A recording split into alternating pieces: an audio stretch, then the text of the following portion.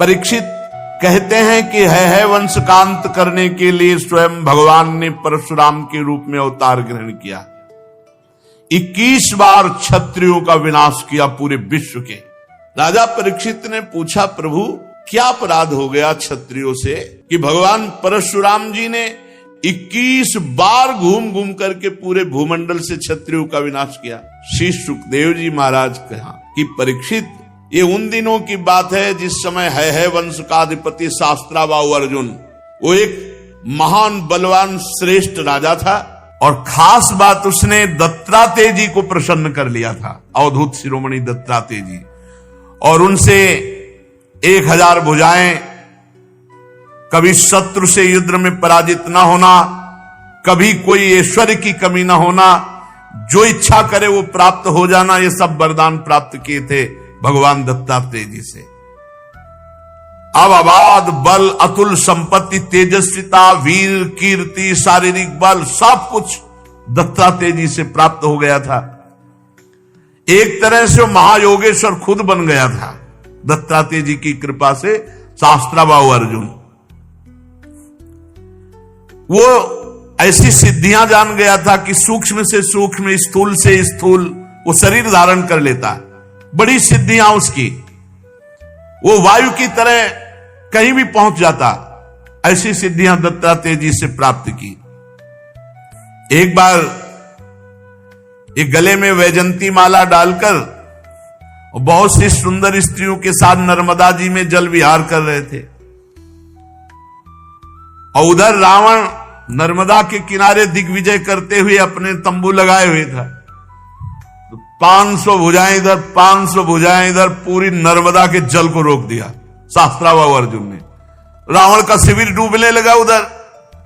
तो रावण ने पूछा, बिना वर्षा के कैसे बाढ़ आ गई उल्टा? बोले, महाराज एक वीर है जो स्त्रियों के साथ जल में खेल रहा, खेलते खेलते नर्मदा को उल्टा प्रवाहित कर। तो उनका हमसे बड़ा वीर कौन है? रावण बड़े घमंड में गया, अपने को बड़ा वीर मानता था और जाके शास्त्राबाहु अर्जुन से अब वीरता की बातें करने लगा। तो उन स्त्रियों को प्रसन्न करने के लिए खिलवाड़ में तो ऐसे रावण को पकड़ लिया शास्त्राबाहु अर्जुन ने, बंदर के समान एक पिंजड़े में बंद करके, और अपनी राजधानी माहिष्मती ले जा करके जहां घोड़े थे वहां पिंजड़ा रख दिया। पिंजड़े में 10 खोपड़ी वाले रावण को 20 भुजा, 1000 भुजा वाला शास्त्राबाहु अर्जुन, और सब सिद्धियां प्राप्त किए। तब महाराज पुलस्त जी को पता चला कि दिग्विजयी रावण घोड़सार में एक पिंजड़े में बंद है। तब जाके शास्त्राबाहु अर्जुन के सामने गए तो शास्त्राबाहु अर्जुन ने पूजन किया, क्योंकि पुलस्त ऋषि, तो उन्होंने आज्ञा करी कि छोड़ दो, हमारा नाती है। छोड़ दिया रावण को। अब शास्त्राबाहु अर्जुन का अभिमान बढ़ता चला गया, क्योंकि दिग्विजयी रावण जैसे को बंदी बना लिया। अब वो एक दिन शिकार खेलने के लिए अपने परिकर के साथ जंगल में गया तो प्यास लगी। तो पास में जमदग्नि जी का आश्रम था। तो जमदग्नि ऋषि के आश्रम में पहुंचे। मुनि ने देखा कि बहुत बड़ा राजा आया हुआ है, तो इसका स्वागत, राजा भगवान का स्वरूप है। अब जंगल में वो एक कंदमूल फल, तो कामधेनु जमदग्नि जी की गाय का नाम था। जो इच्छा करो वो प्रकट कर दे। अब मंत्री, सेना और राजा का स्वागत करना है, तो वैसे ही सेवक, वैसे ही सामग्री, सब व्यवस्था। शास्त्राबाहु अर्जुन ने कहा कि बाबा जी के पास ऐसी व्यवस्था कहां से हो सकती है कि इतने सैनिक, इतने सेवक, इतनी धातुओं के पात्र और भोजन सब। बोले, कहीं कोई रसोईया नहीं, सब एक गाय का चमत्कार है। बोले, ऐसी गाय तो हमारे पास होनी चाहिए, संत के पास क्या। अब जमदग्नि मुनि का ऐश्वर्य कामधेनु से था, तो चिढ़ गया शास्त्राबाहु, जबकि प्रसन्न होना चाहिए कि इतना बढ़िया स्वागत किया। और उसने आदेश किया जमदग्नि ऋषि से कि कामधेनु हमारे सैनिकों को दे दो। जमदग्नि जी ने कहा, नहीं, ये तो यज्ञ के हविष्यान्न के लिए, अतिथि सेवा के लिए है। तो कहा मैं एक बार केवल कहता हूं, दोबारा छीन लेता हूं। शास्त्राबाहु अर्जुन ने आदेश किया, कामधेनु को बंदी बनाकर ले चलो। अब कामधेनु डकराती हुई बलपूर्वक शास्त्राबाहु अर्जुन महिष्मतीपुरी ले गए। जब शाम के परशुराम जी आए तो आश्रम सब उजड़ा हुआ। मां से पूछा तो उन्होंने बताया कि सारा का सारा दुष्टता का वृत्तांत शास्त्राबाहु अर्जुन है वंशी। भयंकर फरसात हाथ में लिए हुए परशुराम जी जैसे किसी महामत वाले सिंह को कोई दबा नहीं सकता, ऐसे गरजते हुए महिष्मतीपुरी गए। अभी वो मस्ती में था कि प्रवेश ही नहीं कर पाया था कि भगवान परशुराम जी पहुंच गए। परशुराम जी की बड़ी विलक्षण झांकी थी। हाथ में परशुराम, मस्तक पर जटा का मुकुट, त्रिपुंड लगा हुआ।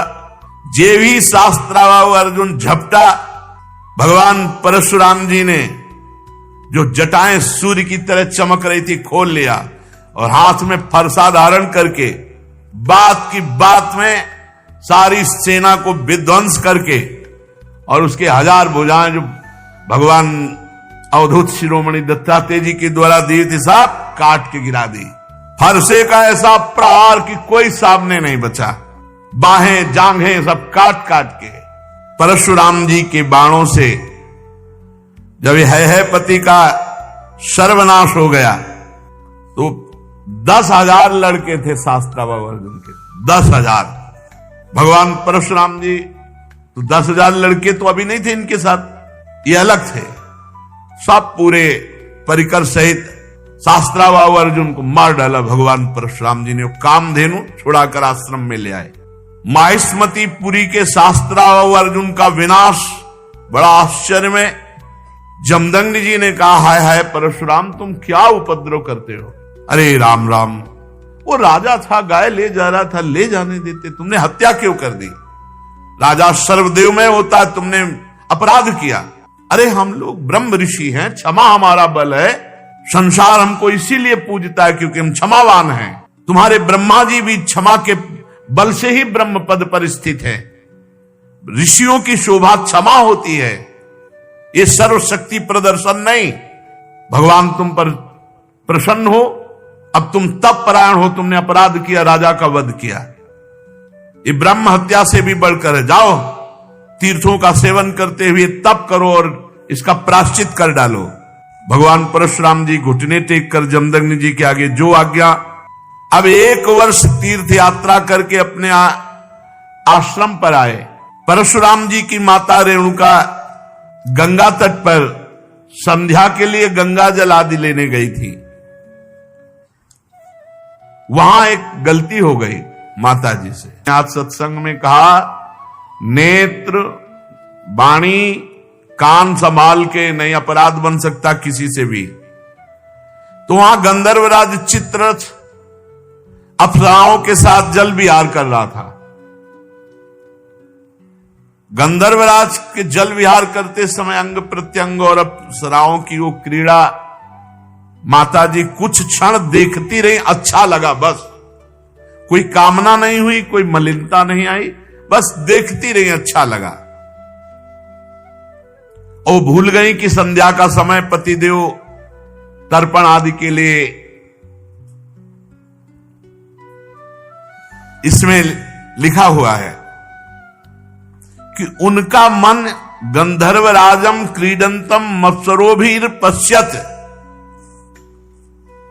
अच्छा लगा। विलोकयंती क्रीडंत मुदकार्थम नदीम गताहा, उनका मन खिंच गया चित्ररथ की इस अप्सराओं से केल। कहा जमदग्नि जी का एकांतिक भजन में स्वभाव, और माता जी ने जब चित्ररथ गंधर्व की केली देखी अप्सराओं से तो अच्छा लगा। बस ये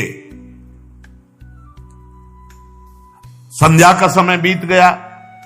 भगवान जमदग्नि जी इंतजार करें, ऐसा कैसे हो गया कि संध्या की अवहेलना हो गई और अभी तक रेणुका जल लेकर नहीं आई। अब जे ही होश आया जमदग्नि ऋषि को, भयभीत हो गई कि अब तो भारी अपराध बन गया।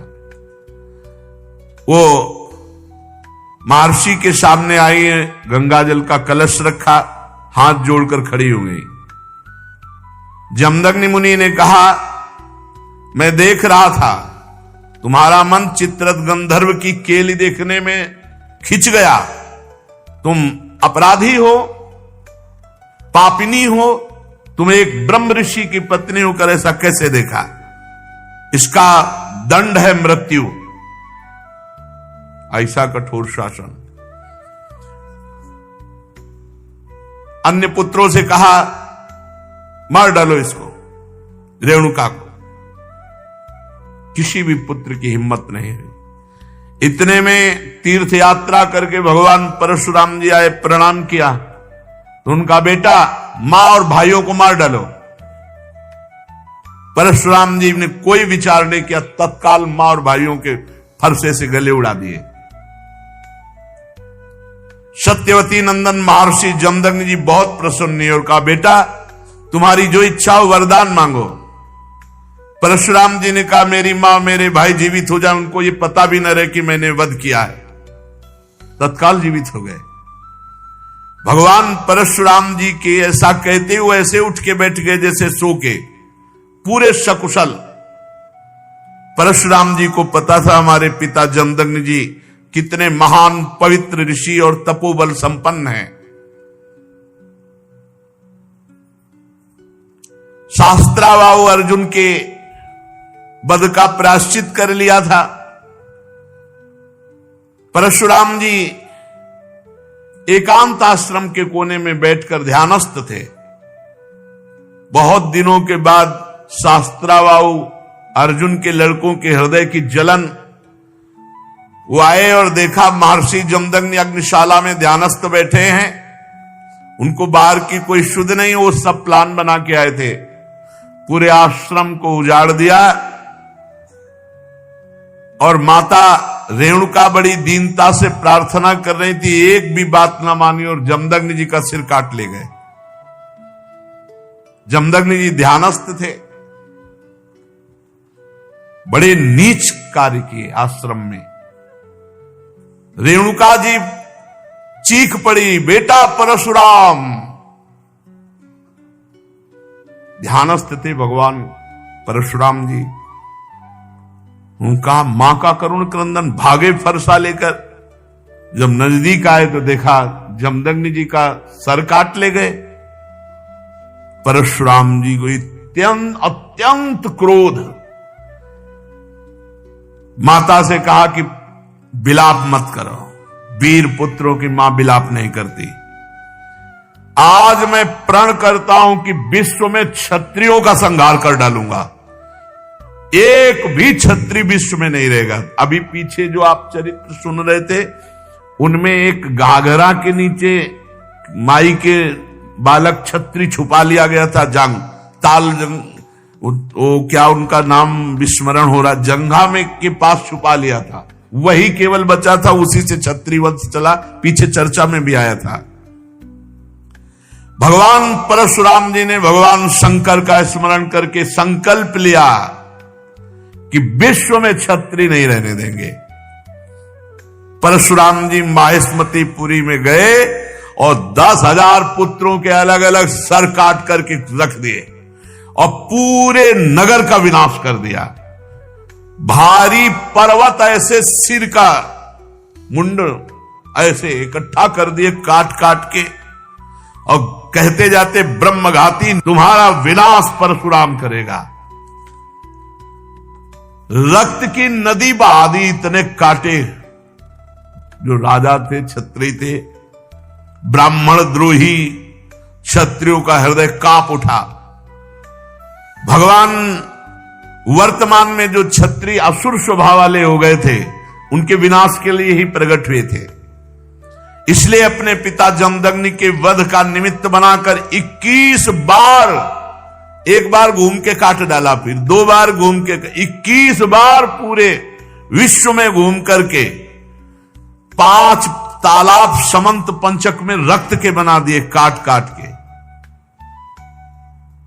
और फिर अपने पिता का सर जो सुरक्षित रखा हुआ था माता के पास,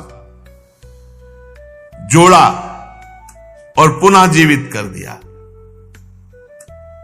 पहले 21 बार क्षत्रियों का विनाश किया, फिर अपने पिता का सर ला के जोड़ा। और फिर बाद में सबके प्रायश्चित के लिए यज्ञ की और 7 दिशाएं जीत करके ब्रह्म ऋषियों को दान कर दी। इसके बाद यज्ञांत स्नान किया और समस्त पापों से मुक्त होकर मेघ रहित सूर्य के समान तेजस्वी परशुराम जी जमदग्नि जी को स्मृति रूप संकल्प में शरीर की प्राप्ति हुई। भगवान परशुराम जी से सम्मानित होकर उस सप्त ऋषियों के मंडल में 7वें ऋषि होकर आज भी विराजमान है। परीक्षित कमल लोचन जमदग्नि नंदन भगवान श्री हरि परशुराम बन करके आए और क्षत्रियों का विनाश करके जगत का मंगल किया। आज भी भगवान परशुराम जी विराजमान है महेंद्राचल पर्वत पर बड़े शांत स्वरूप। सिद्ध गंधर्व चारण उनके चरित्रों का गान करते हैं। सर्वशक्तिमान विश्वात्मा भगवान श्री हरि जब राम रूप में अवतार लिए और जब धनुष भंग हुआ तो अजगौ का खंडन सुनकर परशुराम जी के हृदय में क्षोभ हुआ कि फिर कोई क्षत्रिय ऐसा पैदा हुआ, क्योंकि वो सब विनाश लीला करके शांत, कौन ऐसा पैदा हो गया जो हमारे गुरु का अजगौ खंडन कर दिया। अब ध्यान के द्वारा, वहां फोन से तो मतलब नहीं, ध्यान के द्वारा देखा, बोले विदेहराज जनक की नगरी मिथिला पहुंच गए। इनके चलने से ही पृथ्वी कांपती थी। देख ले कि परशुराम जी आ रहे तो मतलब जितने भाग पाए नहीं, चरणों में लौट जाते थे अपने बाप बाबा का नाम लेते हुए। ऐसा सहजे चितवन मनोहरिसाने, ऐसे देख लिए तो समझ गए हमारी आयु पूरी हो गई।